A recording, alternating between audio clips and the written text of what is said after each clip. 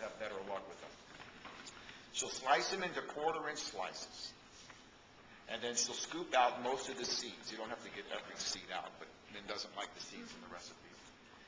She'll scoop out the seeds, and she'll put them into a large bowl, put all the tomatoes into a big bowl, and then she'll marinate them.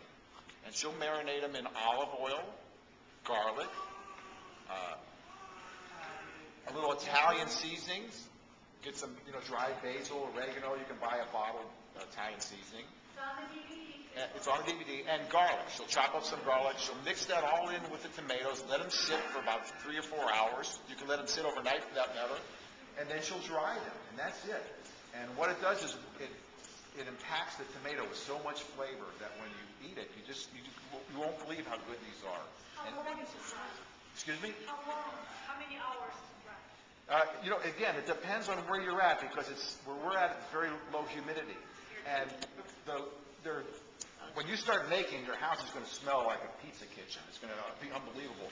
And you can take them out when they're half done and you can put them in your salad, and they're fantastic. The purpose for drying them all the way is then you can keep them for 2 or 3 weeks. But if you're making a small batch for yourself, eat them when they're like halfway done. They're fantastic. And then you can store them about 6 weeks. About 6 weeks. I would imagine if you super dried them really hard, like if jerky you dry them hard like that, you can keep all the seafood in the family. You can eat longer. Keep them in glass in the refrigerator. But you may be able to put something in there to make them last longer. You like them. We're going to be sampling these in a minute. You're not going to believe the taste of these things. Could you say that? Just everything there? Let's see. The greens or what? Mint. Oh, that's Fresh the mint. Okay, and then... Jicama, Okay. carrot, fresh mint, and sun-dried tomato. Oh. You could put fresh tomato.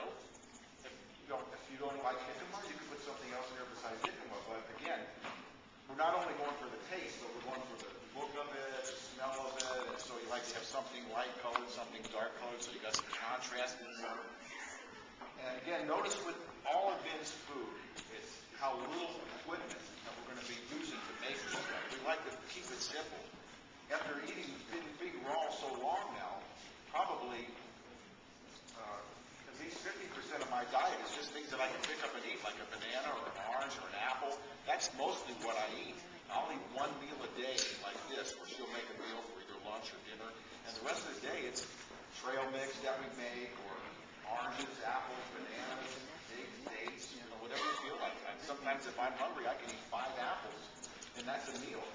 I don't like to combine a whole lot of different foods when I'm eating. And the longer I stay raw, it just seems like the simpler and simpler my eating gets.